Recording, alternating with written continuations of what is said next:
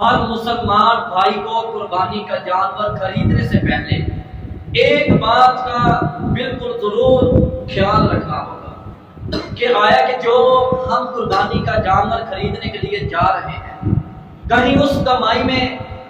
حرام پیسہ تو نہیں شامل، کہیں وہ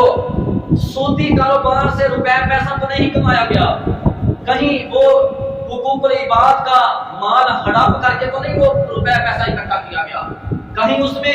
رشوت جیسا پیسہ تو نہیں ملاوٹ کیا گیا، جھوٹ بول کے ناپ تول میں کمی کر کے مال میں ملاوٹ کر کے پھر اسی طرح جھوٹی قسمیں کھا کر ناجائز طریقے سے وہ کمائی تو نہیں کمائی گئی کہ جس کمائی سے آپ قربانی کا جانور خریدنے جا رہے ہیں۔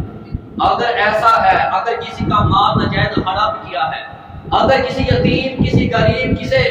مسکین یا حقوق العباد کا ناجائز طریقے سے آپ لوگوں نے مال ہڑپ کیا ہے، اگر سودی کاروبار سے روپے پیسہ کمایا گیا ہے، اگر وہ پیسہ رشوت خوری کے ذریعے کمایا گیا ہے، تو بالکل ایسے افراد، ایسے میرے مسلمان بھائی قربانی کا جانور نہ خریدیں، ایک ذرا بھی آپ کو ثواب نہیں ملے گا۔